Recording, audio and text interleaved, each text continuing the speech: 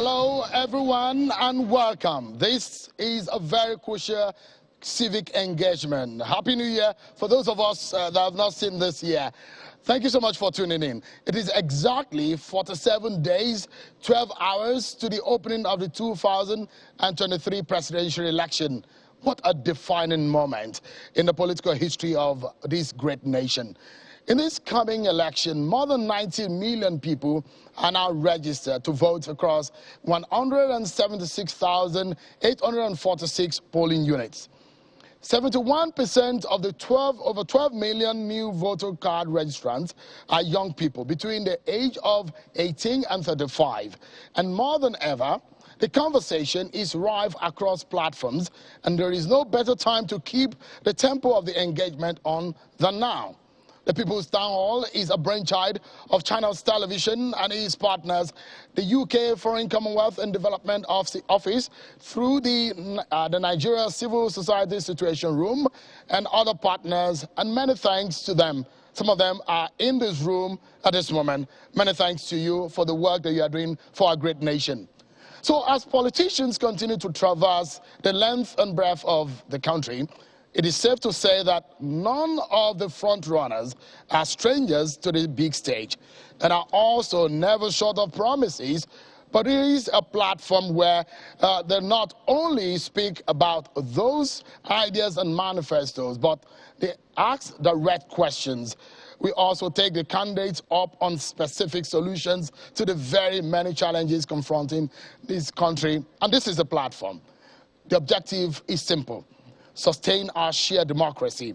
Tonight, we continue in the series. This time, we're engaging the candidates of the Labour Party and his running mate.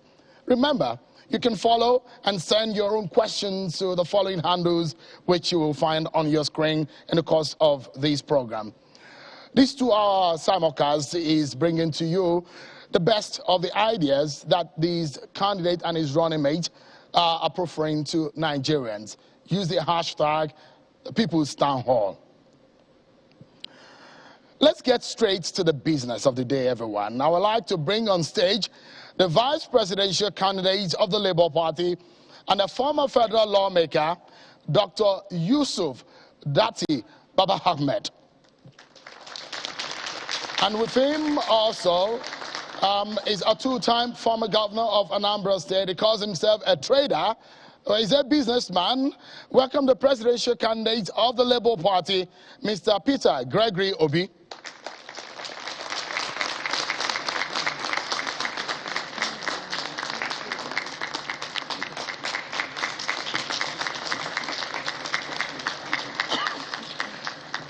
Thank you so much indeed, gentlemen, for gracing this stage. Thank you so much. Please, you may have your seat. Nigerian people, this is about you, and you have the floor right now.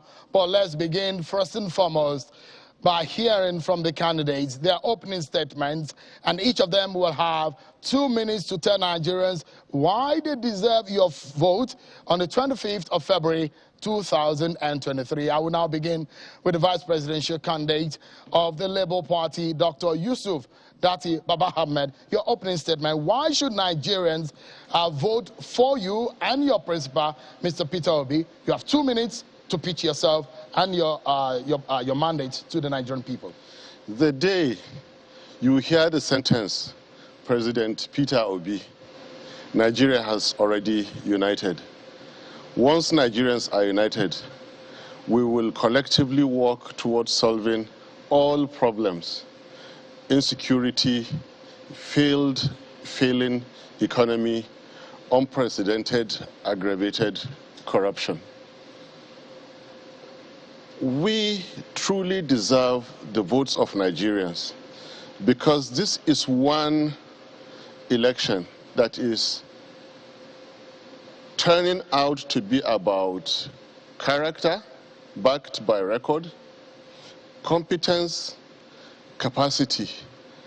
This is clearly not supposed to be an election about sentiments of religion and ethnicity, because right now Nigeria is paying a very, very high price. Northern Nigeria is paying an extremely high price for voting based on religion and ethnicity. We're going to stop the killings and start the healing. Stop the stealing, start the keeping. Stop the slide of our currency and start the climb of our society. I don't need your 2 minutes, I'm okay here. Thank you so much. You're a scholar, I know, so perhaps why you're speaking poetically this evening. Let me allow the presidential candidate of the Labour Party 2 minutes to pitch yourself to the Nigerian people why you deserve their vote on the 25th of February. Well, thank you for inviting us, and thanks the Nigerian audience.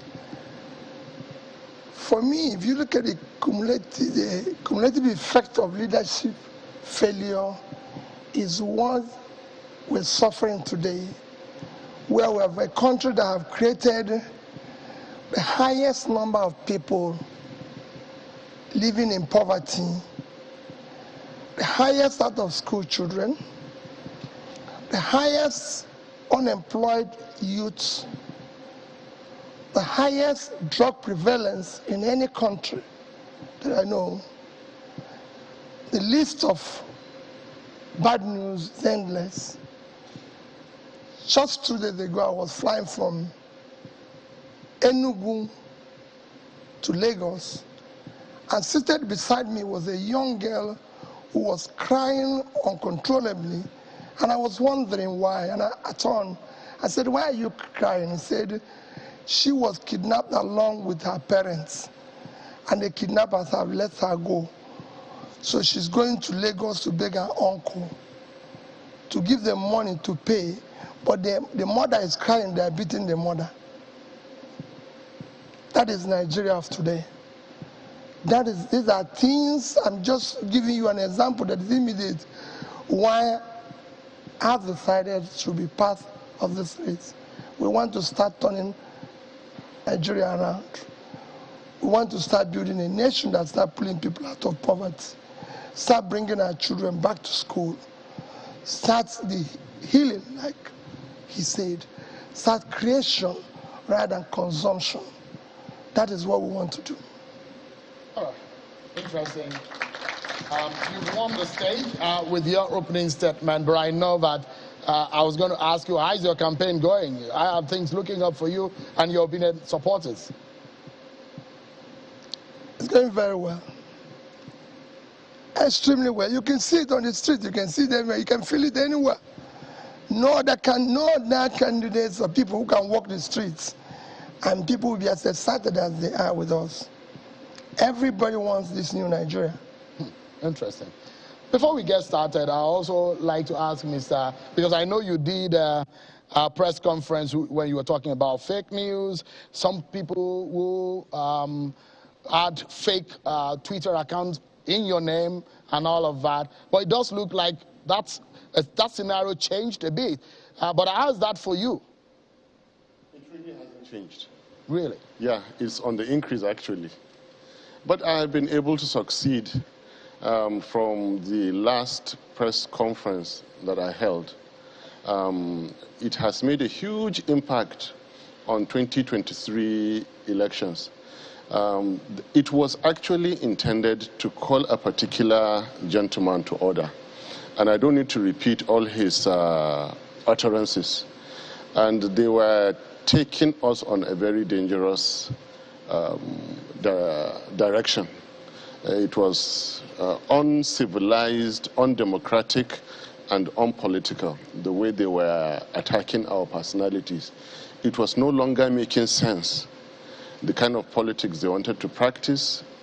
A businessman like Peter Obi, who was very, very excited at the oil opportunity in northern Nigeria, and all they could do was to say that he was against it. This cannot continue. When I joined the ticket, I impeached certain lies against him, and I saw that they were heading towards that. And particularly my good friend on the APC side, on the same level, he was really, really, when people think they have money, they have power, and the sitting authority is theirs. There is no limit. Someone has to tap them on the shoulder. I did it and I pointed a finger. You do it again. Do one, I'll do three. You know I'm capable of doing it.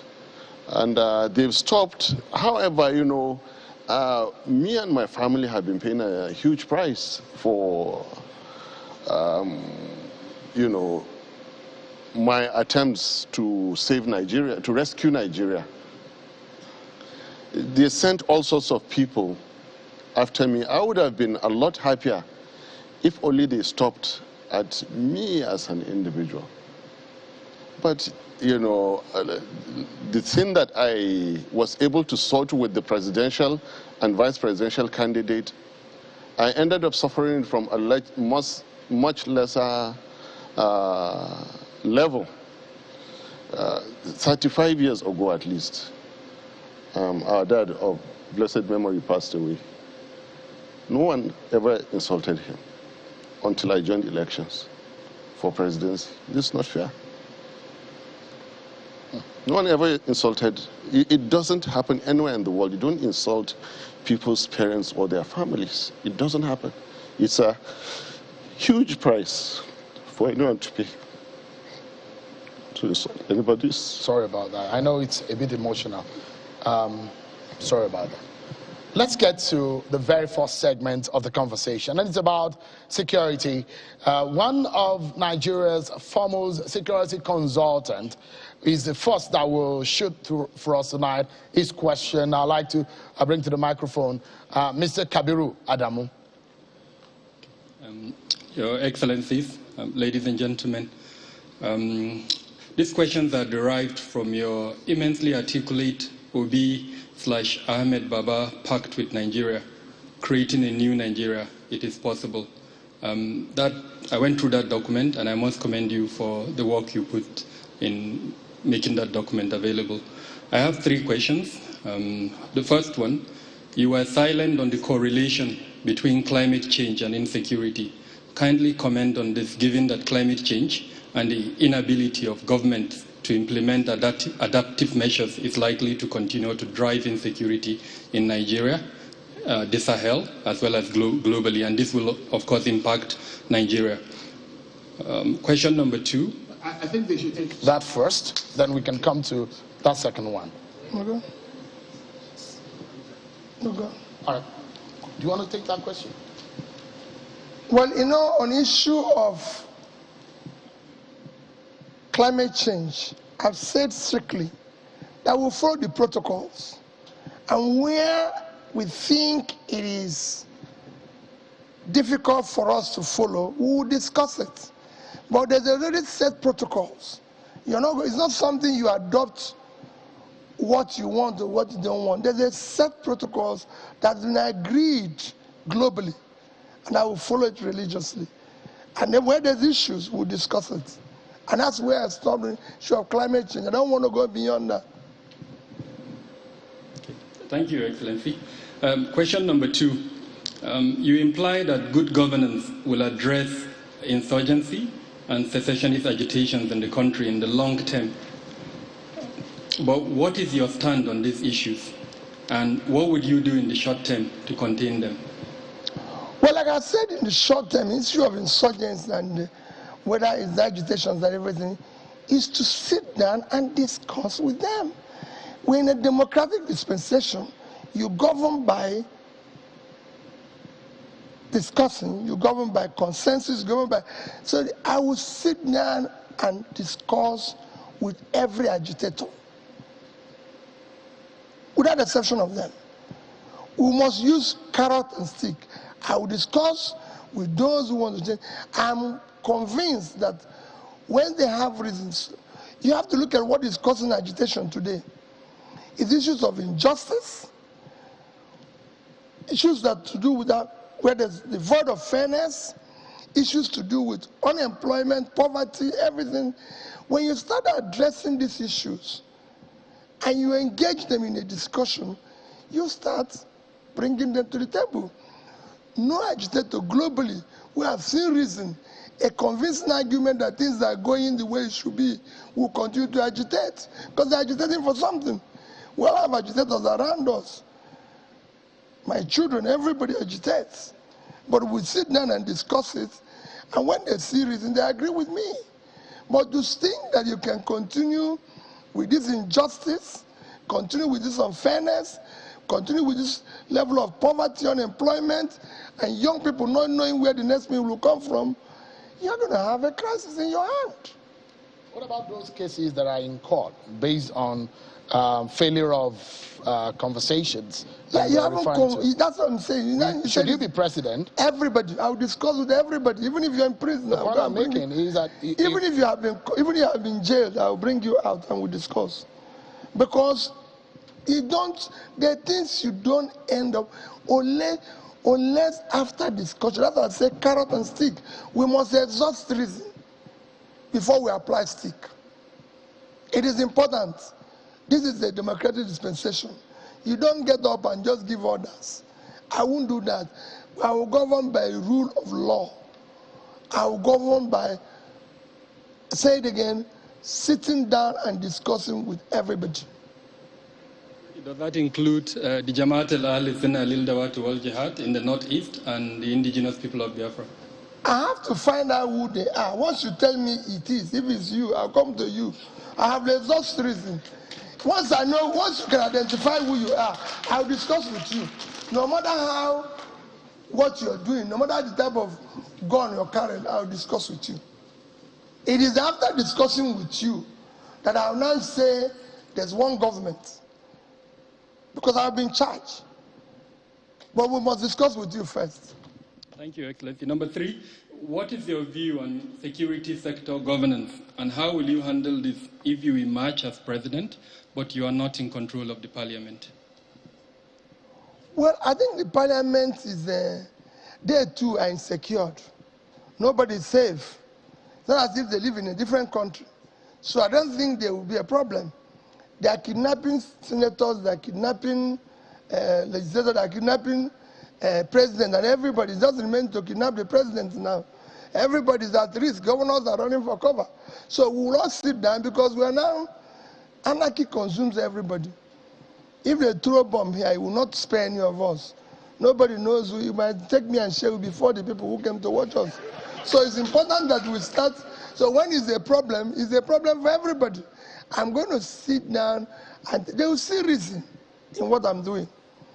It is not going to be a government where even the citizens, I'm going to bring both state actors and non-state actors alike together and make everybody see reason why we should save the country and build a better country for all of us, our children and grandchildren.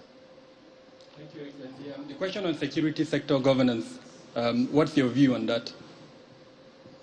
Well, let me hear your clarification a bit more of what because you said you read my documents. Yeah, but you were silent on security sector governance. In other words, there are, I think, about 27 security departments in the country. Part of the challenge at the moment is that they are not working together. Bringing them together. And coordination is there. Ensuring accountability. I said we will bring them together, make them work as one, ensuring accountability, ensuring effective service, and making sure they are responsive, and making sure that there's a clear authority. And if there's any failure, deal with it decisively. Thank you, Excellency. All right. Thank you so much, Mr. Adamu. There is another security expert who is going to be asking questions. Is abroad, is Indu Nwokolo of Next Year. Mr. Undu, your question.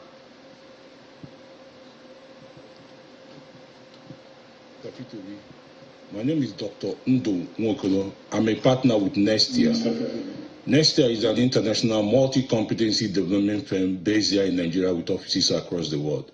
So these are my questions, and I wish that you help Nigerians to understand how you're going to solve our security and safety challenges if you become Nigerian president. First, defense and security sector got the biggest budgetary allocation in 2023 financial budget, which is 13.4% of the total budget, or 2.98 trillion naira. While we acknowledge the rising insecurity and the need to improve safety and security of citizens, there have been established relationships between militaries and defense procurement, as well as corruption in Nigeria. And while the military is underperforming, we have been pointing fingers at how procurement issues have been carried out in the time past. If you become Nigerian president come May 2023, how would you handle the close nature of procurement in the military and defense sector? B, what significant steps will you be taking for Nigeria to reduce our spending on arms? Second question. According to next year violent database, between January and December 2022, about 3,032 Nigerians, or people who live in Nigeria, were victims of kidnapping. Considering the effort your government made at fighting such issues in Anambra State when you were governor, what will be your practical steps as a government in the war against kidnapping in Nigeria? This is because, judging from the way kidnapping is done in Nigeria, each region has a uniqueness of its kidnapping challenge, and this needs to be solved.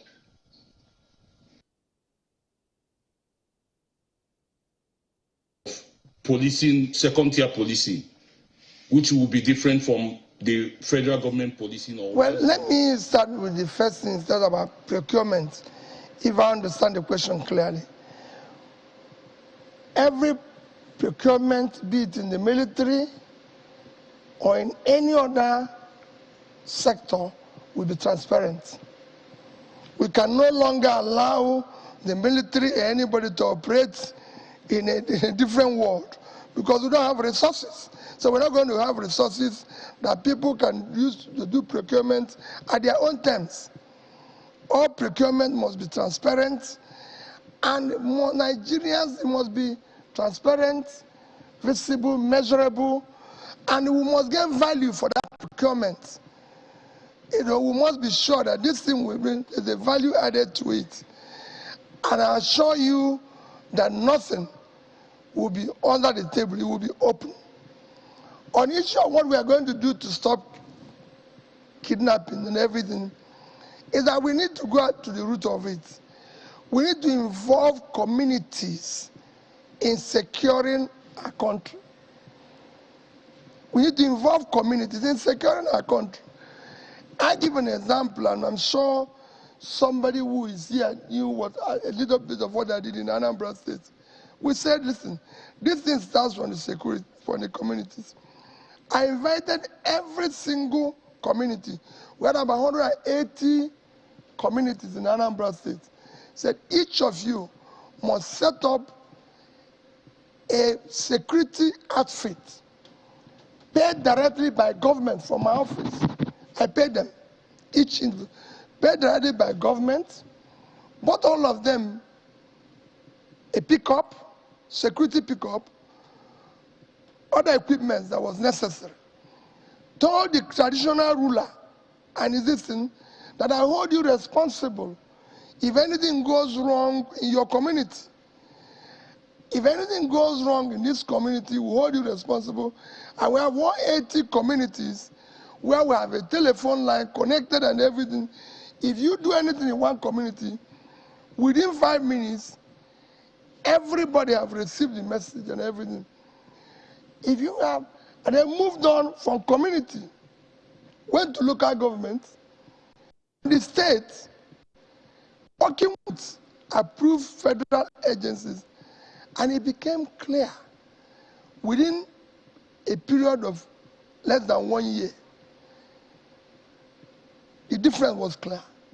We can do the same thing nationally. There's no reason why we should not have local government policing, state policing, and, of course, national policing. But that has to be enshrined in the law. The Constitution does not recognize that. How would you achieve that? I just told you what I did without the Constitution. We have to start somewhere before we amend the Constitution, because we can't wait for the Constitution until all of us are kidnapped. We can do this, forget about what we, I'm not saying it won't come into the Constitution. If I go and do vigilante in the village, you don't need Constitution to start, because people have to secure the people that will make the Constitution. Otherwise, they won't even be alive to change the Constitution. We have to be alive for the Constitution to be changed. I'm telling you what I'm going to do. Using my position as the president today, I will sign. If there's some powers for the president, it's not everything that he has to wait. I have to secure the people first. Then we amend the Constitution to suit it. Would you be considering the 2014 confab and tinkering with it? Well, that one will come. First is that I must secure the people. Everybody will be alive, including the president. Then we talk about what we are going to implement. I'm not going to wait for anything. Nigeria must be secured, and it must be secured as quickly as possible, whatever it takes. Yeah, Dr. Baba Ahmed wants to say. In 2018, I submitted that misprocurement or inefficient procurement is responsible for an estimated 65% of the quantum of corruption in Nigeria. This question from the gentleman simply confirms my submission. His Excellency, Governor Peter Obi, has given a very powerful argument that the moment you have a leader who is not stealing and the people can see he and his people are not stealing, nobody will be mad enough to steal. So you need somebody who is content. That is already an action taken. Content by his lifestyle, content by his achievements, that the only thing he wants to achieve now is to secure Nigeria. And no contract is going to be inflated. Be it security, be it defense, be it policing, whatsoever. Successive Nigerian regimes have under-procured the development of Nigeria. That is why we're so weak. Our security is so poor. If we spend 10 trillion on security, we need to extract 10 or even 11 trillion naira worth of security service, security goods, security gadgets in everything we do. Apply that to the world of education. Why is it that a gentleman will get a fresh university started at 1.75 billion in 2011, while another government is starting with 10 billion naira in a secondary school? The moment you have leaders that really mean business, immediately everything will be procured with the deserved efficiency. Because security you talk about is a product service, product-service. You are buying it. So you buy the right thing, the right price. And what we're saying is that we have the records, we have the capacity and attitudes to buy everything for Nigeria. The best thing any leader can give Nigeria today is to remove his personal, group, and political interests. We're ready to do that. All right. If you remove that, all of Nigerian procurement is going to deliver the service you require. And remember, out of over 1,000 members that have been to the National Assembly, I challenge everybody with modesty. Go and verify. I am the only sponsor of the prohibition of inflated government's contract bill, 2004. Colleagues are here to verify. I was behind when I was managing director of base research. I was behind what they now call due process. It was called clean contract certification, proposed to the then brand new federal government in 1999. And then it was watered down, it became due process, which became another layer. Every ministry have their own, and they just added costs. We are going to either one of two. We lower the amount we're spending on everything for that particular quality and quantity. Be it roads. If we're spending 10 billion naira on 100 kilometers of of road, and it is 90% inflated. So you either give us 9 times that length of road at the same quality, or you give us back our 90%. All right. A lot of Nigerians are already... And then we will, and then we will pay Nigerians more. We will spend more on education and healthcare and on uniting Nigeria. This is no-brainer. It's not rocket science. I've been saying it for 4 years. All right. There are a few questions that Nigerians are already asking. I'd like you to, we'll go on a short break, but when we come back, I'd like you to respond to those questions, and we'll move into economy. Sarah Nyamoko Felix on Facebook is asking a question. I'd like you to just take a look, but when we come back from the break, you'll be able to respond to these questions. There are several other questions also on Twitter and several other platforms where people are watching and participating. Hashtag the People's Town Hall. Everyone stay with us. The People's Town Hall continue with Peter Obi and Dr. Baba Ahmed.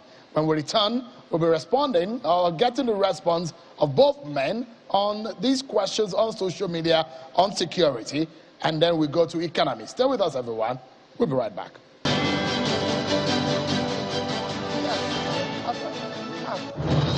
Thank you so much, everyone. And the People's Town Hall live on Channels Television. Mr. Peter Obi, the presidential candidate of the Labour Party, and his running mate, Senator Yusuf Dati Baba Ahmed, both of them are on the stage answering questions from Nigerians. This is a different town hall in the sense that Nigerian people are the one engaging the candidates themselves. Let's get some questions now from the social media. This one is from Facebook and is from Sarah Nyamoko Felix in Namibia. And she's saying, please, Mr. Obi should rightly tell us what plans he has for the men on uniform, in bracket, our security agents and their families, especially those who have lost their loved ones to insurgency and those who still dedicate their lives to this fight. Well, first and foremost is to ensure that they are rightly motivated and encouraged, and that we go a long way in ensuring that, one, they are properly insured, and if anything goes wrong, that we give them compassionate compassion as a society by being part and then looking after their families. We must motivate them to be able to take risks for the country. We have had a case of where recently I was telling somebody that I'm looking for phone numbers of police people that lost their lives so I can call their families, visit them, or things like that. When I was governor, people can tell you about what I was able to do for to the police people that had even ordinary accidents. We need to show them, support them, let them feel that they're part of our society, they're cared by Nigeria. There are a few other questions coming from Facebook, but let me go to Twitter now. This is from Josie at Call Me Josie. This is quite a sensitive question. And the question is asking, it says, tribal militia men are overtaking militias in southern Kaduna, Benue, Niger, Plateau, and recently Enugu states, and settling in their ancestral lands. How would these government stop the influx of nomadic militia gangs in these rural areas? They are part of what we intend to, again, discuss. It's not something that I went to on 25th of December. I spent my Christmas with people in IDP camp in Benue. I listened to them. And I told them that if I'm the president of this country, I will take your issue personal. Because as long as you're in IDP camp, Nigeria is in IDP camp, no Nigerian will leave his ancestral land to live in a camp in Nigeria and we say we have a country. So we are going to sit down to discuss with them and the invaders, if they are. It's something that I will be open to discuss and arrive at, again, an agreement that will make each of them to live peacefully. Let's go to the economy now. The National Association of Traders, they are represented here, and they will be asking questions. Please go ahead, introduce yourself. Good evening, everybody. My name is Ijoma Anduforo, representing the National Association of Nigerian Traders. Good evening, His Excellency. Good evening, Dr. Ahmed. We want to ask, as traders, we have noted your plan to move Nigeria from a consumption-based economy to a production-centered economy, and it will require some import substitution, I'm sure. It's a tough process. It will take, it takes tough decisions and serious willpower to do that. According to the National Bureau of Statistics, already 130 million Nigerians are living in poverty. This will require tightening our belts, according to the structural adjustment program of the 80s and all. What plans do you have to make sure that the already worn-out populace are not cast into more hardship, especially in the short run, when you start taking these decisions? Thank you. Thank you so much. Maybe I need more clarification. I'm a trader myself. I don't think it will require what you say, that it will require more tightening of belts, it will require import substitution and everything. Yeah, okay, let me give you an example of, we can look at the issues where, when we talk about moving Nigeria from consumption to production, there's no reason why we should be talking about hunger today when we have vast uncultivated land all over the place. That will not stop any or affect any form of importation. If we stop importing foods and everything, you're going to pull more people out of poverty. Because if you go, like states I've used, for example, if you look at the poor states of Nigeria today, Niger is there. Niger has vast uncultivated land. If by cultivating it, you're going to pull more people out of poverty, more people will be employed, and by the time you start value added, which is what I'm talking about, when that value added, and that will even add to exports, I don't see why you're going to, what you're saying will apply. Oh, okay. Let's take an economist, Dr. Paul Alaje, who is sending in this question from Lagos. Your Excellency, there is no economy without energy. Between 2016 to 2022, Nigerians are now paying more for energy. Even before Putin occupied Ukraine, the price of electricity significantly increased. The cost of PMS has also increased. What are you going to do to help Nigeria? President Obasanjo started intervention in power sector. Olusegun Obasanjo started intervention in power sector. President Yaradua, President Jonathan, and now President Buhari, they all have tried their bit, but power seems to be stubborn. How do you intend to overcome darkness in Nigeria and once and for all give Nigeria stable power supply? Are you going to cancel the existing contract with the DISCOs and GENCOs, or what exactly are you going to do to make industry produce more, to improve unemployment, and to make power available for homes for all Nigerians? Your Excellencies, in 2015, Your Excellencies, question.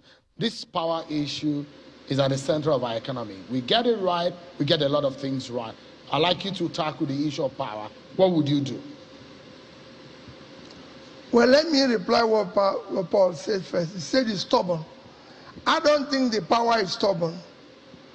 It is the people who are trying to solve it that are not doing the right things. We're not the only country that have power problem. People have solved it everywhere. It's not this is not a rocket science. It's been done in several countries of the world. So why is our own different? Yes, there have been issues where we say that the privatization or the process which was started or completed did not go well, but we're not going to revisit or cancel existing positions. No. We're going to make it work. What do we need to do in power is to unbundle first the transmission line. Because today, we're actually generating up to 10,000. But the transmission line cannot carry that. Support the DISCO. We're going to support the GENCOs who are existing, unbundle the transmission line, support the DISCOs to make sure that at least whatever is produced is wheeled and distributed accordingly. That is the first thing you're going to do. And you have to do this strictly under a guideline properly supervised. Then you have to open up like South Africa has done. They have power issue like us. Even when they're 60 million and they're generating almost 40-something thousand, they declared the emergency and said if anybody can generate up to 100 megawatts without license. If somebody who is 60 million generating 40-something thousand, almost 50,000, declare the emergency, who declare war here on power and say how if he will consume everybody, he will consume us. But we must get power. You were in Egypt. What did you learn when you went there? Of course, it's a very easy thing. Egypt did the same thing. Egypt had below about 20,000. They found that if from Arab Springs, one of their studies showed that power is a critical issue. Today, Egypt is generating almost 50,000. In fact, Egypt is exporting power to Europe. If these things can be done around us, South Africa, Egypt, why not Nigeria? Practically, Mr. Obi, should you win this election in February, in practical terms, how much of power do you estimate that you'll be able to give Nigerians, say after 2 years of being in office? Go and read my manifesto, is there. Can you tell Nigerians who have not read it? It's committed. No, they need to be reading as well. No, since you have the platform, you can have when I didn't present it, they said my manifesto is all they want. Now that I've presented, you should read it. Now you have the opportunity. This is the people's town hall. It's for the people of Nigeria. I said within 4 years, first 4 years, we'll be able to generate, distribute not less than 20,000. But I can tell you we're going to do far more than that. It's going to be war. We're not going to, like the vice presidential candidate have said, 2 of us are coming from a different, this is going to be a generational change. We are going to show Nigerians what they've never seen before. We have something to say about the issue of power, because I'm going to bring another interesting issue from the question the second question from Paul Alaje. Nigerians should not be afraid to spend if you're spending correctly and you're going to get value. And this is a national attitudinal revolution we have to adopt. If you scare your government to think that the moment you touch some economic fundamentals, you are going against the people, that economic doctrine has given way to value chain processes. I used to say that why buy fuel cheap and buy security more expensive? Nigerians, so long as the domestic demand that will be engendered from the injection of money by a new government that is able to save from waste, a new government that is able to engender investment, okay?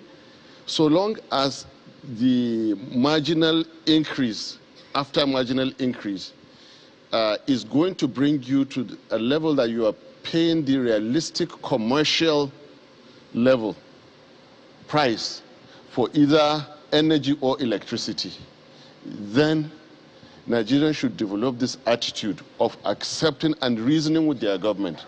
Because a government does not operate in vacuum. we need to let Nigerians know well ahead of time that this revolution coming, your understanding and your participation is it, actually. There is nothing that can be achieved without the willing participation of the people. And then the pricing is what matters. Economists, we have to understand the era has been changing. There was an era in which it was taken for granted that electricity must come cheap.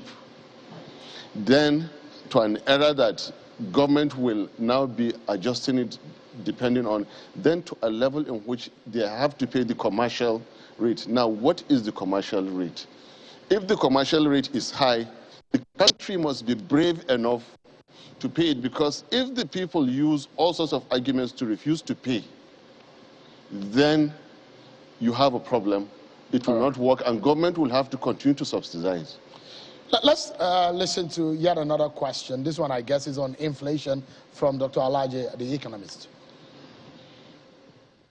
Your Excellencies, in 2015, when the incumbent administration began, exchange rate at official window was less than 200 naira, and at parallel market, it was around 400 naira. Today, exchange rate is worse off. We now have over 450 at official window and over 720 at parallel market. This has implication on inflation, it has implication on poverty, hunger, and deprivation. And more importantly, the Debt Management Office revealed around the first quarter of 2021 that over ₦1 trillion was added to our debt profile simply because the Central Bank of Nigeria devalued naira. If you were the president of Nigeria, how do you intend to help Nigeria with a stable exchange rate? What are the practical steps? What would you do so that the naira in Nigerians' pocket will not continue to go worse off? All right. Paul, and you know that the only thing that drives exchange rate is your reserve, and your reserve is as a function of your export. When you're not producing anything and you're not exporting anything, there's no way you can control that. You just have to move into production. I've given this example all over the place. You can't have a country like Nigeria with 200 million people living on 926,000 square kilometers of land. Our total export, Paul, you know, in 2021 is 18.9 trillion naira. If you use that the exchange rate on the average, 400 and 700, use 650 as the average pricing. It's about $30 billion annually if you have it. If you're able to get out the receipt, $30 billion for a huge country like this. Compares with Vietnam, half of our population at 100 million, living on 331,000 square kilometers, a third of our land. Their total export last year, or 2021, is over 350 billion. And they all manufactured and produced goods. We did, including oil, 30 billion. They did, including alone, 30-something billion. So we need to start producing and exporting. 2, oil, which ordinarily is your main source of foreign exchange income, is now being stolen. You are the only OPEC country, apart from Venezuela, that could not meet your quota because people in government are stealing the oil. So it is a mess. You need to deal with all this. Otherwise, go and look at what happened in Angola. Angola was able, because of Ukraine war and the oil price went up, Angola was able to bring down their inflation, bring down their rate of exchange. Go and see what they improved. It was almost twice what it is today in Angola. But because our own, we have not the oil to sell. What we sold was stolen and everything. And you have to control your financial rascality. What is inflation in Nigeria today? Paul, you know that. One is the biggest is food insecurity, which is fueled by insecurity. That's the biggest inflation we have today is food inflation. That is fueled by insecurity, followed with the fact that you have a problem with your exchange rate because you are no longer getting oil receipts. And then, of course, the financial rascality, you're throwing money in an unproductive space. Look at your level of your money supply. It's about 4 times your productive supply. Your GDP grew in the last quarter of 2022 by 2.25%, but your money supply grew by 11%. So that means you're throwing more money in an unproductive sector. So we need to put production. We'll start solving that problem. Otherwise, you're going to have problem. And once you start doing it, you have to match these two rates. We must not continue this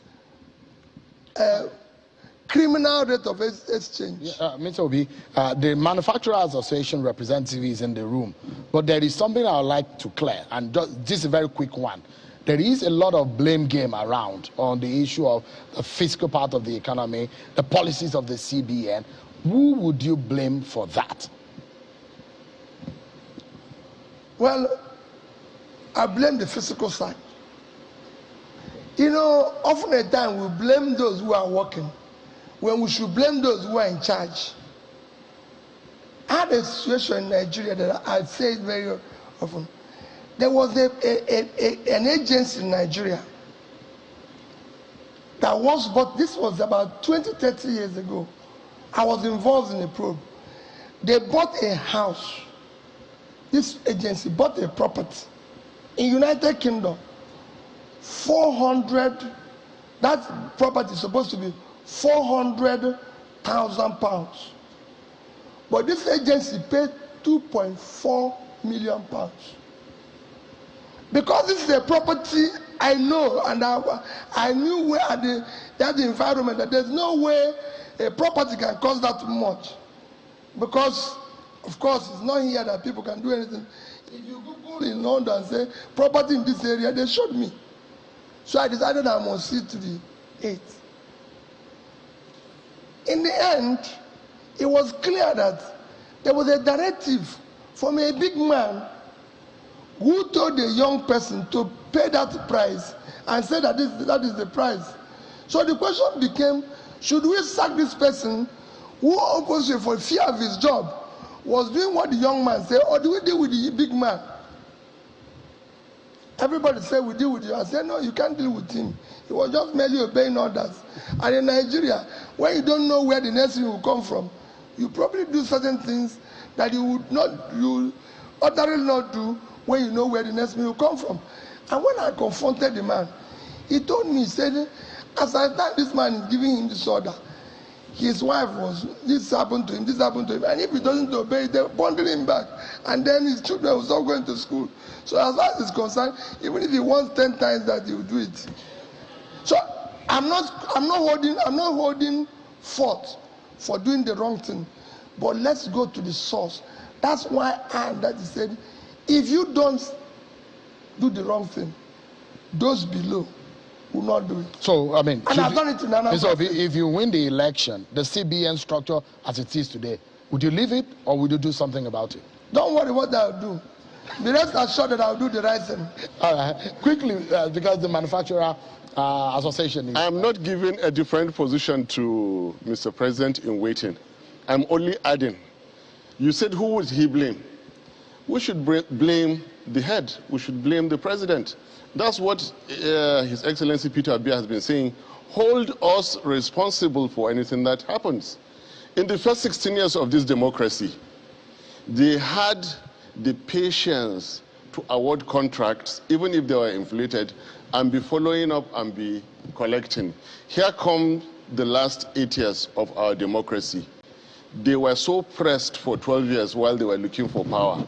So pressed that they had no time to wait for the contracts to be awarded, if it is roads or bridges. They just wanted cash the next day. That aggravated the actions in CBN. The very, very wide gap that the economist spoke about. That also informed quick cash, like when there was COVID palliatives, that cash of billions had to go and be changed, and you know this cash is not being given into, it's directly converted into cash. So there became an era. I said an era, I didn't say government too. I'm not criticizing anybody. There came an era in which they became more and more impatient for quick cash. That was responsible largely for the very sharp increase. Well, you know, like I always say, we've been keeping the records. After the first wave of COVID, when government tried to soften the sit at home, go and study how the dollar jumped from 365 to 485. Find out what happened in Zone 4. Find out what happened to the BDCs all around. These things are there for anybody to verify. In summary, we have suffered the consequences of some people's burning desire to get rich quickly, and the easiest way was manipulation of exchange rate, which already, Mr. President in waiting has already said they are going to be merged. No brainer. No brainer. All right. Why should people go into risks and long-term investments to make a tiny percentage of what families and friends of the powers that be will make between Wednesday and Saturday, when the CBN gives out exchange rate? And these are people who came out to say that everybody who ruled in Nigeria before them was a thief. They came out to be greater, you know, in quotes, what they call others than those. All right. Let's ask, a lot of people will be wondering, already thinking about what you said, what you do about the CBN, and maybe somehow that will spill out in the course of today's town hall. Let's listen to the representative of the Manufacturers Association. Your Excellencies, Kayode Alonga is my name, representing the Manufacturer Association of Nigeria. I've listened with great excitement, times without number, the promise to move Nigeria largely from consumption to production. And I would like to ask a question about port infrastructure, efficient port infrastructure and services.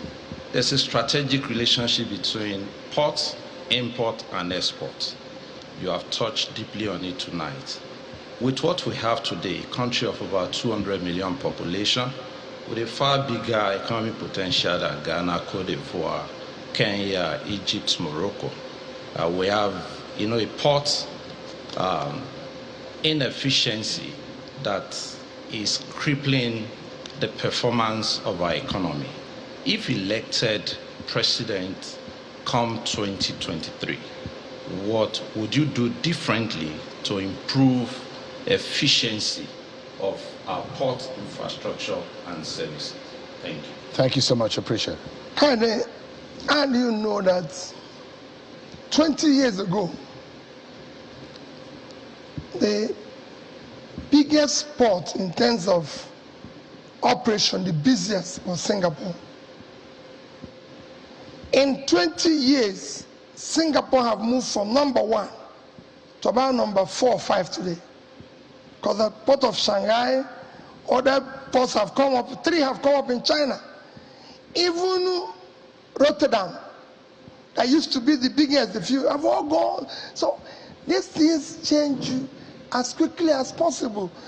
The reason why you still have the inefficiency kind is that people live off that inefficiency. We're going to remove them. There's nothing in it. Ports Authority is something I followed. Are you aware that Nigerian Ports Authority is the only port that I know in the world that have office outside this country of operation? They have office in London. They even have guest houses in London. Can you believe it? For running a port in Nigeria. We're going to dismantle this confusion and get the country to work. That's what we're going to do. It's simple. There's nothing, it's not a rocket. I keep saying it's not a rocket science. It's been done. People have to do the right thing. Port is not difficult. Nigeria is lucky that we have ports all over the place. All these oceans you see are ports. What is happening to a bomb? What is happening to, look at the Port Harcourt ocean terminal that started by Shagari. See today, it's not functioning to how it should. Look at Warri. There's so many places everywhere in Nigeria exports. And you cannot just open it up. But people deliberately don't want it to be opened up, because if it opens up, they won't have the confusion. And that's what is happening everywhere in Nigeria. They don't want to open up the economy where people's talent and hard work will match up the opportunity, because they will not have anything to steal. How would you change it? What would you do specifically to turn that around, to change that scenario? Easily bring private sector to build ports and manage it. That's what is happening everywhere in collaboration with the government. Singapore lives only off ports. I can tell you people who live off ports everywhere, except Nigeria. All right. Gloria, hi. Hi. Go ahead. Good evening, Your Excellencies. Good evening, everyone. My name is Gloria Sien. I represent the Nigerian Union of Journalists. Sir, our question has to do with the issue of removal of fuel subsidy. Considering that this current administration has said that by June 2023, the subsidy will be removed, is it going to be your priority in your first 100 days in office? How sustainable is subsidy to the Nigerian economy? Thank you. Thank you, Gloria. Well, they have removed it. That's what they've done. But I can assure you, it will go immediately. Subsidy, I've said it before, is organized crime. And I cannot allow it to stay a day longer. What they're telling you is not what it is. Half of the subsidy that's been, what has been mentioned is not subsidy. First is that we consume the quantity that is not supposed to be consumed here. We are the same population with Pakistan. They consume below 50% of what we consume. So first, the first half, I will remove it and give those people who are drinking it water, because that's what they're supposed to drink, so we can save the money. Two, we will deal with the other remaining issue. We need the money today with our debts. We need the money to be able to invest in a critical social development issues. Look at this year's budget. This year's budget, education, which is the highest since this government came, is about 2 trillion. Health, which is the highest since this government came, is about 1.5 trillion. Then infrastructure, which is road and everything, is about 1 trillion. So these 3 critical development areas is receiving 4.5 trillion. Subsidies 3.6 trillion. Six. No, half year. Okay. Half year 3.6. So every full year is about 7 trillion. Which country will invest more in subsidy than education and health and even roads? It doesn't make sense. This is the annual budget of education is 2 trillion. Annual budget of health is 1.5. Road infrastructure 1, and subsidy half year is 3.6. It will go immediately. All right. Maybe this question, the vice presidential candidate will tackle it. Latasha Ngube is on the microphone. Latasha, hi.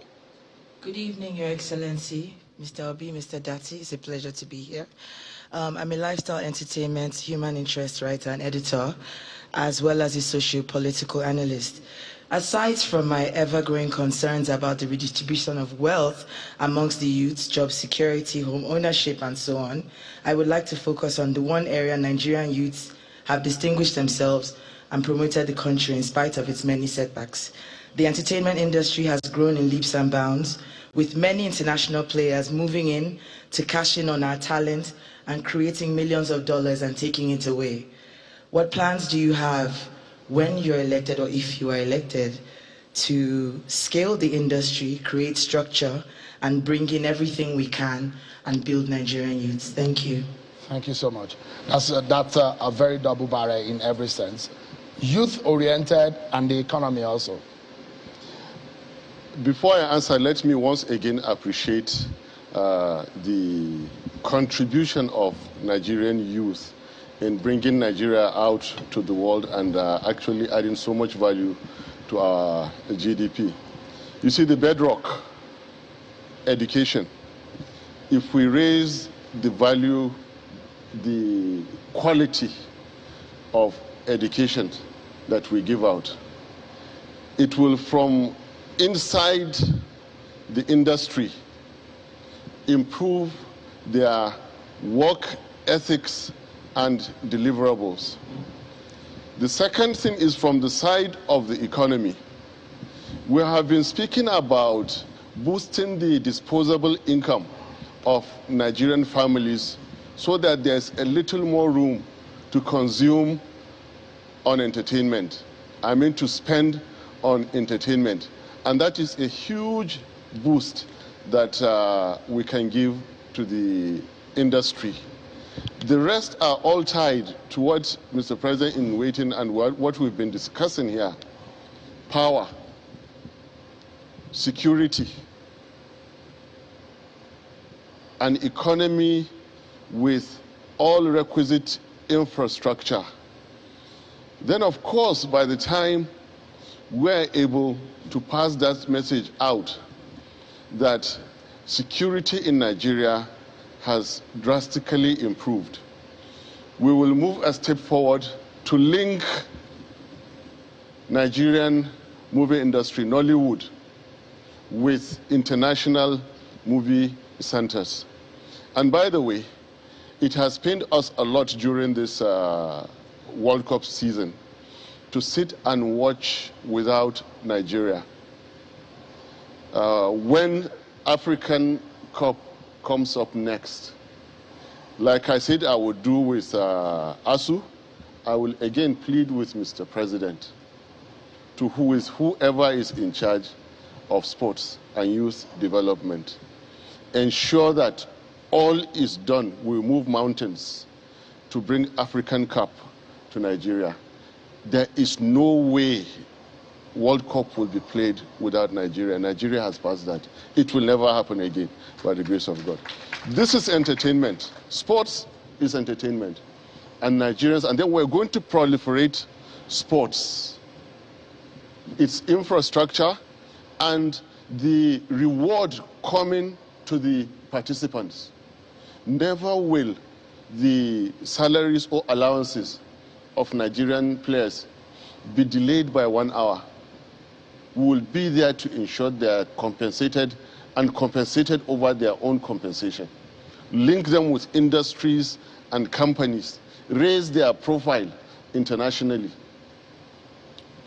These are part of what we'll do. Okay. Please, if I can just revisit the last question. There is a variety of ways that Nigeria is being shortchanged from what Mr. President has called, the scam is a crime. Time will permit me to mention only two.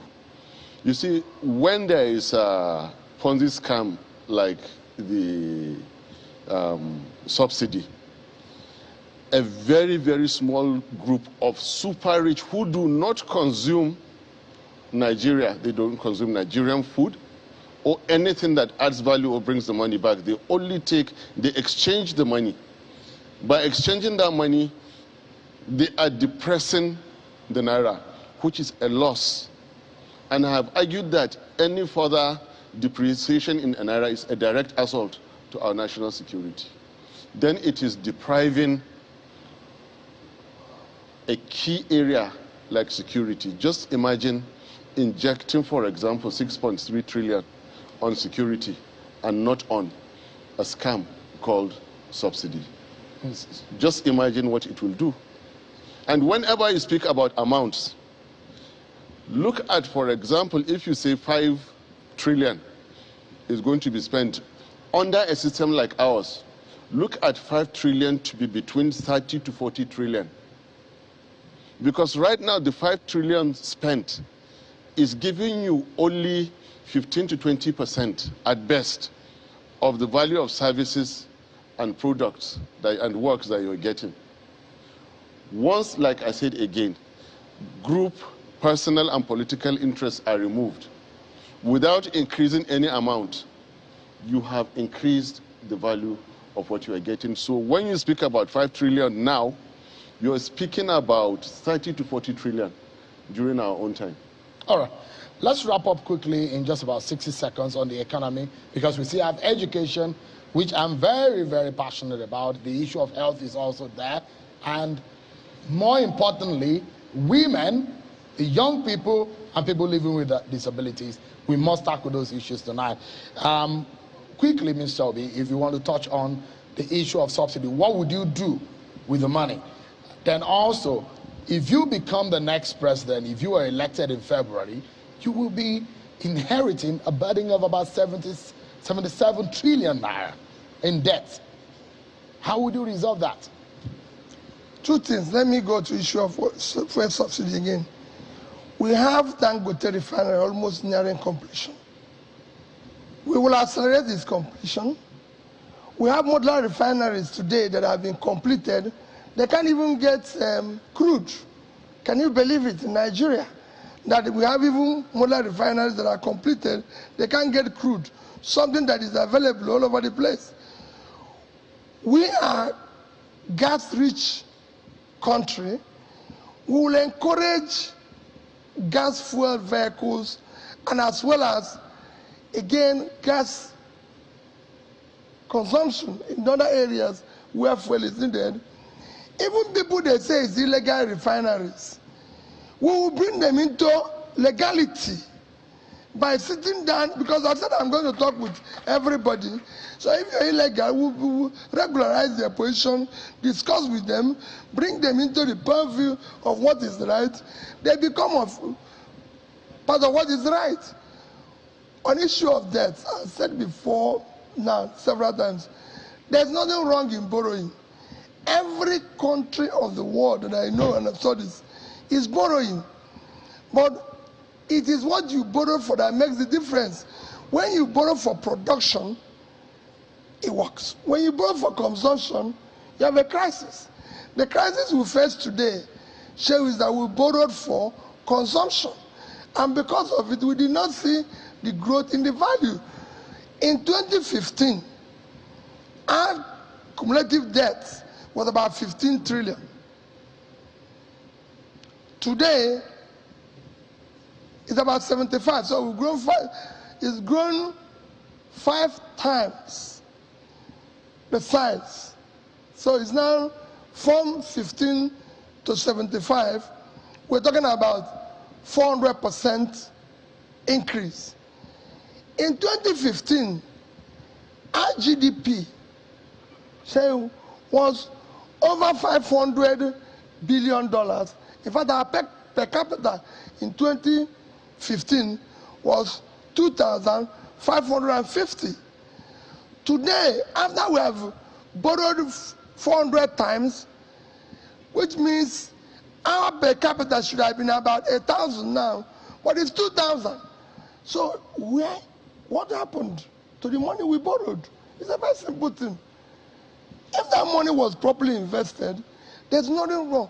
How are you going to manage it when you come into office? Because they're huge debt.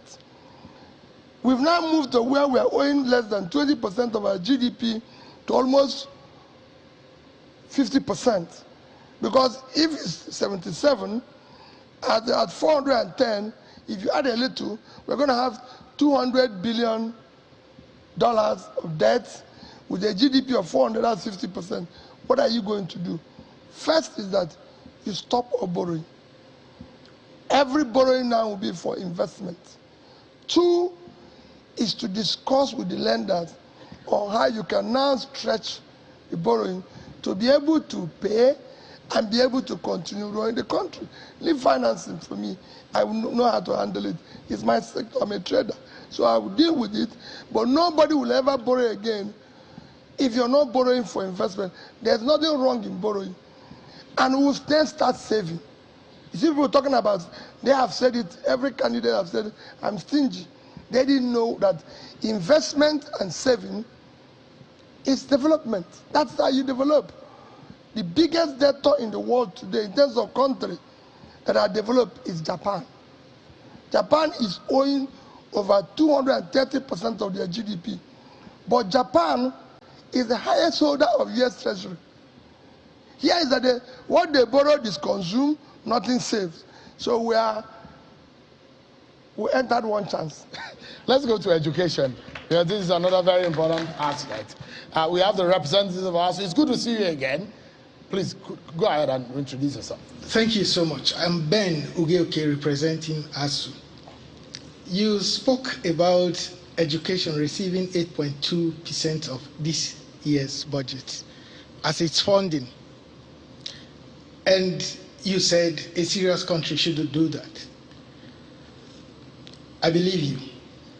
And this is actually the problem we'll be facing. Now, amidst this problem, in the midst of it, there is the proliferation of universities. Underfunding of the existing ones, and then proliferation of new ones, with the intention of shifting the funding burden to very poorly paid civil servants and suffering parents.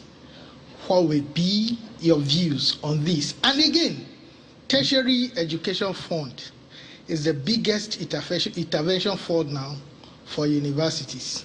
It takes 2% from eligible companies before tax, profit before tax, to run, and is the biggest intervention now. Would you have the political will and the courage to raise this percentage to about 10% so you can place education or first-line charge thereafter? Thank you. Thank you. Thank you so much. When you say raise it to 10% for the companies who are paying, well, how you going to? You can explain how you want to fund education generally. Well, let me tell you, education is not an expense. That's the first thing that I have to come to you. Education is an investment, because the more your country is educated, the more that your development. So when you see that as an investment, that's why I said to fund social critical development is an investment. So you're going to get more out of it. Now, how do you fund education? And how do you fund health? Because these are critical areas. First is a combination of a lot of things. Our universities today is poorly funded, and just all the tertiary institutions is poorly funded. One is that you need to change the method of funding them. The country has to contribute. The companies, you said, will continue with the TED fund contribution, and then we'll do a combination of loan system to enable the students pay what is required. We're not going to burden their parents. Every other country that I know, even developing countries, have changed. We're going to learn, so it's going to be a combination of 3 ways in order to be able to fund tertiary institutions properly. And I assure you that we're going to do everything possible to get it. One, there will be no strike again. We are not going to close school for any reason, because at a tertiary level, while the global average is at 8%, we are 9%. So we're not going to take chances. And we're going to do so many other ways. So it's not just people being in university. Some of our universities, in Pakistan, there's a university that have almost over 1 million population. There's no reason why we can't do all those things here. Through all forms of learning today, correspondence, everything, there's so many things they're doing. This will help us to bring more pool into increasing the number of students and everything. And luckily for me, he owns a university. So I'm going to say to him, well, listen, if your own is not closed, we can't close the public one. How you do it, you will tell me. But I assure you, nobody will be on strike unless his own is on strike. All right. Let's listen to a medical doctor, because that's another issue right here that we need to tackle. Dr. Henry, it's good to see you. Good evening, Your Excellencies. Good evening, Nigerians. Henry Ewunon is my name. I speak for the Health Sector Reform Coalition. Your Excellency, two things. One about your past and another in the future. For the future, Nigeria is still hovering around 5.3% annual health budget. 2023, 5.3%. Despite the fact that the Abuja Declaration of 2001 was hosted by Nigeria. How will you improve healthcare financing? Where will you get the money from? Related to that is access to health. Your party sent representatives to our UHC means Universal Health Coverage Day celebration. Two people came to represent you and your party, and they gave us the award about improving access so that Nigerians have health promptly when they need it without incurring financial hardship. Today, insurance coverage since 2005 is still less than 7%. What else are you going to do to improve this coverage? Finally, about something that happened in about 2013. Medical and health workers were on, medical and health workers were on strike for 13 months in Anambra State while you superintended as governor. People are finding it difficult to trust you again. Why? What are you going to do to avoid that situation? And why would you have allowed health workers to go on strike, be on strike for 13 months? Thank you. Thank you very much. That's a very, very good question. I thought you would have said what happened between me and them and how it ended. But let me explain it so that Nigerians will know. Good. They were not the only people who went on strike. The teachers in NUT went on strike for a long time too. When we came in, things were not working in the health sector. I didn't have one single school of nursing, school of midwifery, or health technology that was accredited. None of our hospitals, as you know, was accredited. We didn't have one single ambulance. I want you to step on this. So I decided we're going to buy 30 ambulances, one per local government, then the 60 over around other places. We're going to invest in health. We're going to do this. We're going to do this. We invested the money for 2 years, no result. What do you want me to do? So I decided, okay, I'm going to partner. Since I know as a young man, Iyenu, which is owned by the Church of Nigeria, produced the first midwife in Nigeria. It's on record. So I said, go and call me the bishop. I want to this year give this money to a bishop, since my own didn't work. Let the bishop resuscitate School of Nursing Iyenu, School of Midwifery Iyenu, School of this, and Iyenu Hospital. I called the Boromir Hospital, owned by Kali Church. I want to give you money to go and see all those schools today. In fact, yesterday we were in Oshobo. A young girl came and said he graduated from Amich School of Nursing. I said, you brought the girl. He said, it was me who made it possible because I built that school from scratch with the Church of Nigerian Bishop of Amich. I invested the money through this mine. It didn't work. I invested it. Then they started striking and said, I'm not spending the money. I'm using government money. I'm not going to the financial guideline. I said, which guideline? I put my money in the guideline he missed.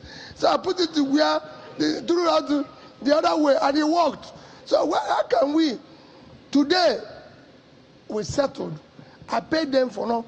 But to even tell you what happened, who is my commissioner for health, Ikako? It was one of the striking doctors. He said, no, he cannot strike, that I'm right. I went to hospital where he was working. I said, this is you refuse to go and strike, you're commissioner. That's how he became commissioner. He said he wouldn't be, but he ran away. I said, okay, you're commissioner. You who is striking. That is how we're going to get people. I did not. Me and them settled. I don't want to tell you what happened. How are we going to deal with the future? We have a country called Indonesia. There are 265 million people. They are providing health through insurance, where poor people are paying little or nothing.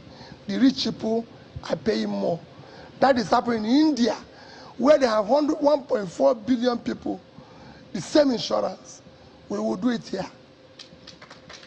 We must provide. The budget today for health and education is low. Forget this year's budget that was 1.5 trillion. The 6-year budget for health, and between 2015 2021, is not up to 2.5 trillion. That is unacceptable for a country of 200 million people. Just like what we did in education. This is unacceptable. We're going to ensure that insurance work, and I'm going to supervise health, education, and pulling people out of poverty. We'll take top priority. We're going to do it rightly, but we're going to do it where it works. Just like I told you in health, it happened to us in education. First year, we are number 26 in WAEC and NECO. Second year, we are number 27 in WAEC and NECO. And you want me to continue to put money? I put the same money to the same channel. In 4 years, we became number 1. That's going to work. If we come into office here, we will try to do things in a way that Nigerians will see that their money is transparently applied and they will see the result. I will make sure that I, as number 1 person, he has a hospital, a big hospital in his university. We have university hospitals. I went to a university in Ekiti, Afebola University. If you see the hospital there, if it means putting money in private ones, I'll put money there. But all of us must be treated here. We're due for a break. But when we come back, the conversation continues. And you are in the context of that conversation, because this is all about you, Nigerian people. We take a break, everyone. And when we come back, the People's Town Hall continue with Peter Gregory Obi and Yusuf Dati Baba Ahmed of the Labour Party. We'll be right back, everyone. The People's Town Hall continues. Now we get into the very final half of the program tonight. So let's get to it. Anu Oluwapo Kukoyi is standing by with our question. Good evening, Your Excellencies. Oh. Good evening, everyone. My name is Anu from Yaga, Africa, and my question will be on youth inclusion in government and politics. There are over 4,000 young people contesting in the 2023 general elections. We want to know what your party is doing to support them to win now and in the future election cycles. Then secondly, what will you do to support youth development, education, and ensuring investment in the sectors that affect young people if you are elected as president in 2023? Thank you. All right. Well, like I've said before, let me start with the issue of youth inclusion. I don't think I will be supporting them to win election, because already I'm trying to carry myself to win. So it's a difficult thing to try to support another person. One thing I can assure you is that they will be part of the government we are going to form. A critical plank of our government will be youth and women. But this is you can see I'm struggling. You cannot be carrying underweight when you're already in difficulty. Then you crush yourself. But involvement, yes. We need them. It's about their future. They have to be in decision making. I say it every day. And I do it now. You could see in all my visits In all my trips, I go with youth, I go with women. So it's not, and it's something I've done in the past. I brought young people into government when I served as the governor, and women were in charge. So for me, it is not, I'm not trying to change. In education, I said, the more you invest in education, the better your development. So education, I can assure you, education and health will not receive less than 10% of any budget that I'm part of. We'll make sure that we increase the budget, fund education properly, fund health properly, fund pulling people out of poverty. These are two critical areas that HDI is developed, is hanging on, and we must invest in it. All right. Mr. Bera Efendu of Women in Politics, please go ahead. Thank you very much. Good evening, Your Excellencies. I'm a Bera Efendu, I'm the President of Women in Politics Forum. On record from INEC, women represent 50.8% of registered voters, and the percentage of women in governance is abysmally low. We tried to correct it, the last, the National Assembly is still on, that's the 9th National Assembly, by presenting bills to the National Assembly. The 5 bills were rejected.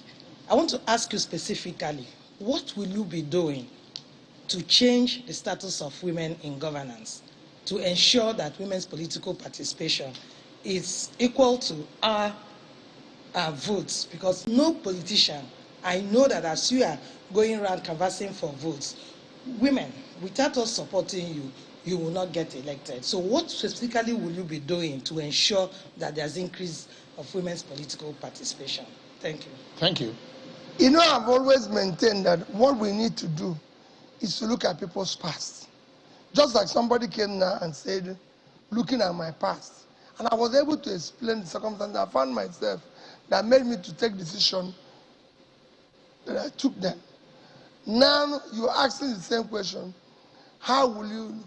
In fact, let me tell you, as governor, I was about setting up Ministry of Men Affairs because women took over. It's simple. Go and verify. As governor of Anambra State, my chief of staff was a woman. Permanent Secretary, Government House, woman. Commissioner for Finance, woman. Accountant General, woman. Head of Service, woman. Commissioner for Youth and Sports, woman. Commissioner for Education, woman. Commissioner for Local Government.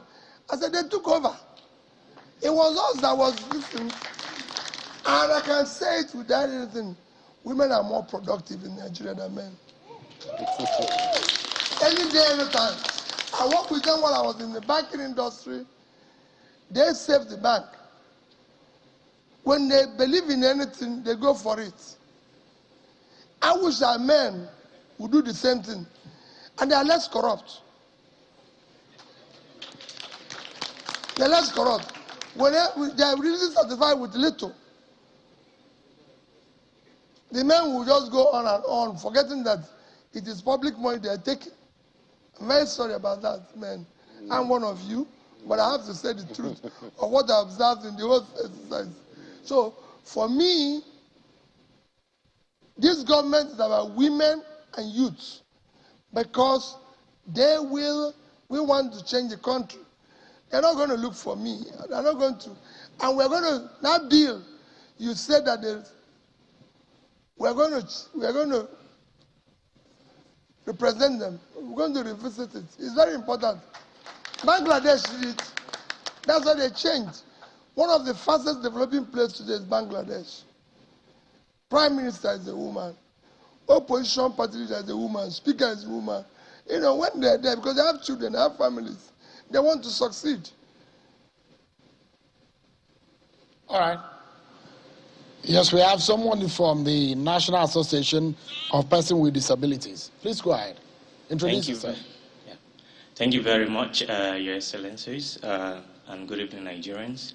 My name is Adetunde Ademefu from the Joint National Association of Persons with Disabilities. I bring you greetings from the National President.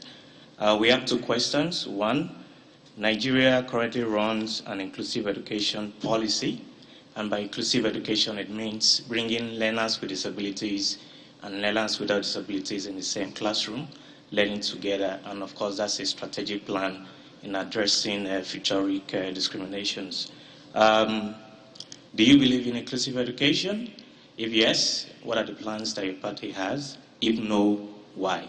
As a follow-up question, do you commit to appointing persons with disabilities into critical offices? And by critical offices, we mean, for instance, Minister for Finance, Budget and Planning. So besides the offices of Special Assistants and, of course, Executive Secretary for the National Commission. Thank you. Well, you know, here we classify people with disabilities. We all have disability. These glasses I'm wearing is a form of disability. I can assure you that it's not just listen. We're going to appoint people. We are not going to look at. Our consideration will be what you are going to offer. There's so many people who probably for one thing or the other, not of their own making, we can say they are physically challenged. Because I don't like using the word disability, physically challenged. But I've seen some of them that are very, very intelligent. Don't forget that I met Steve Hawkins in Oxford. You know, I met Steve Hawkins, you know. So I believe in inclusiveness when it comes to inclusive education. We will make sure that everybody is part of it. Again, if you think there's things you want me to learn more about what you want us to do, I'll be willing to learn it. But I can assure you that we will, in terms of education, we will be inclusive. In terms of if there's anything we can go extra to do to make sure that those who are physically challenged are listening. If there's any learning thing, because I won't stay here and tell you, I know everything I have to do to satisfy what you want. So if you want, even after this session, come and teach me what you want. I'll learn. Because the job of a leader is to also learn. A leader doesn't know everything. If you know everything, you're an idiot. You know, I don't know everything. So if there are things you want to teach me, I'm willing to learn. All right. Leading and learning is critical. It's number one thing for a leader. Mr. Maudi is standing by the microphone. Please go ahead. Okay. Good evening, His Excellency, and good evening, everybody. Sir, the patriots in human rights community, in order to address Nigerian women exclusion in structures of representation and decision-making, collaborated with like-minded legislatures and presented a bill on special seats for women, a temporary measure to address Nigerian women's historical injustice and discrimination. The bill was rejected. Sir, if you and your vice are elected into office, what will you do to ensure that it becomes law, so that women will have legal framework to ensure they are included, sir? We know you are a good man, you've done it in the past, but we need it across the country. What will you do differently, sir? I said I will represent the bill. And it will be passed under me. Okay. So Nigeria has the highest maternal mortality rate in Africa and second globally after India, that has over 1 billion population. What will you do differently to ensure this maternal mortality rate is reduced drastically? Thank you. Again, that issue is one of those sad things that's happening to us. He said we have the second biggest. We are not too. We have overtaken India. Now we have overtaken India in infant mortality. We were expected to overtake them by 2025, but we overtook them in 2022. You know, this is the one record where we were faster. We have overtaken India. Despite being 7 times our population. What it is, you need to invest in primary health care, starting with the human infrastructure. There's no reason why Nigeria should have shortage of human infrastructure in primary health care, because I have millions of people that are unemployed. A nurse told me yesterday that is unemployed in Nigeria. How can that be? It's not possible. You need education, because all these women, especially in the north, because the biggest sector that where we have this infant mortality is in the north. Because you have huge population of people, you have not paid attention to educate them properly, support them with the proper health care infrastructure, which is the human infrastructure. It's happening. On the 1st of January this year, I was in IDP camp in Abuja. 6,000 people, they have only one room clinic, only one room. The person working there is a freelance, a nurse who volunteered. And he told me that if you know the number of women who have died here, or that she can't cope, why would that happen? So these are areas to invest and deal with. Right. So a lot of comments have been coming. They wanted to hear from Dr. Baba Ahmed.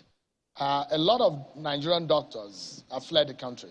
And your principal was making reference to you as an investor in education and the health sector.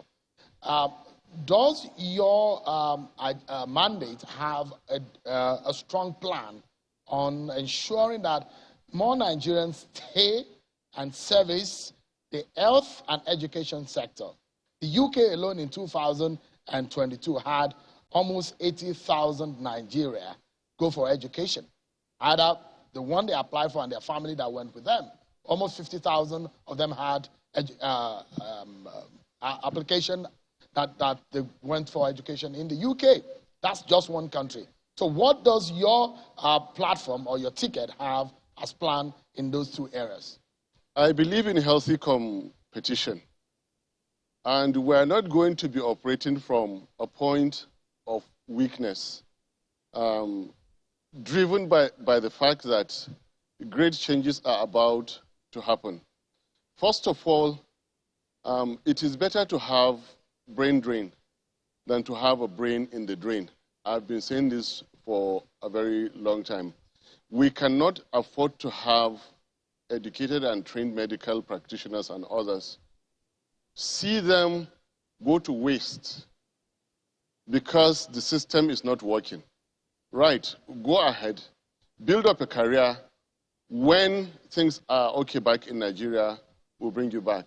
Now, the things that are happening, and they're going to happen at the same time, that one, there is going to be a positive revolution in Nigeria. It has started, you can see evidently from the obedient movement. Then there is going to be a revolution in governance itself once we come into power. That is going to have what we call announcement effects. That effect is going to hit the world as a tsunami. You have Nigerians who have lived and worked and retired in the Western world. They now openly admit that quality life is in Nigeria when Nigeria works. We are in touch with them. We have a system that will bring them back even while they are there. We have a system in which they will invest in Nigeria and use Nigerian medical practitioners and other professionals while they are still there in the Western world before they finally relocate to come back. We are again feeding them that come back to your home country, live like a king.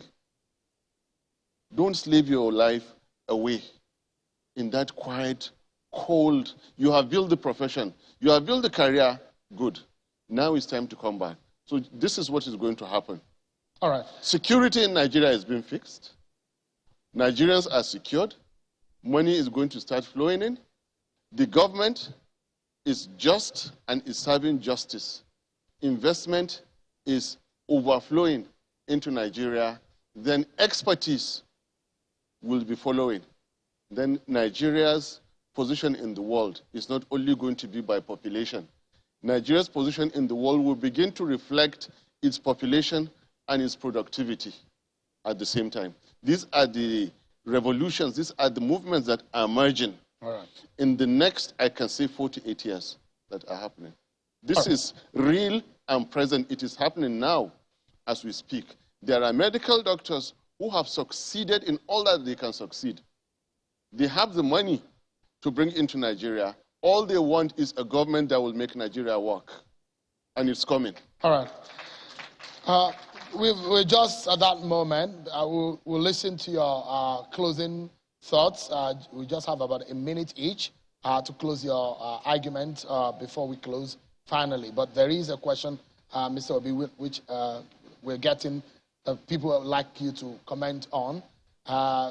One of your opponents has described you as a stingy man in one of the campaigns, and that you might find it difficult to get things done with that kind of character. How would you respond to that kind of statement?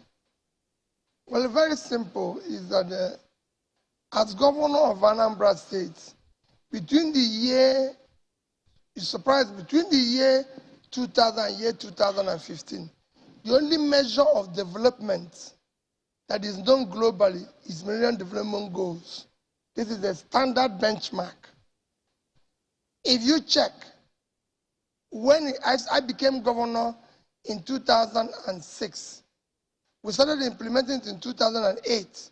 So we are late by 7 years. By the time Nigeria is stopped in 2015, Anambra was #1. And that includes, I was #1 in education. This is by UNDP, not by Nigeria. By UNDP, I was #1 in education. By Nigeria and WAEC, I was #1. I won Bill Gates Prize in health. This is again not Nigeria that marked it. So I can go on. I had the best road network. In terms of fighting poverty, go and check, ask Evelyn Oputu. I was the first governor to go to Bank of Industry and say, I want us to do something. I want to put in money here, and you support my micro, small businesses, which is what the governors are seeing today. I and Evelyn Oputu started that. Then, go and ask Magnus Bako, who was in charge of poverty alleviation. I was #1. I'm calling names of people. I can go on and on. But let me tell you about, about that issue. It's good that when my opponents talk, let us talk about corruption. One of the things that is killing this country today is corruption perception index. And that is measured on how you manage public assets, nepotism, how you share the land, how you manage your money and everything.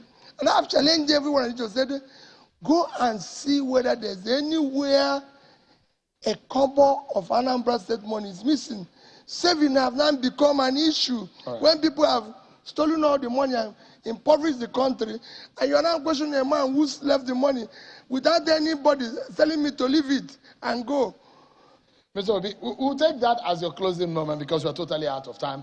But on behalf of Channel Television Partners, the Situation Room, these are charter of demands, one for you and one for Dr.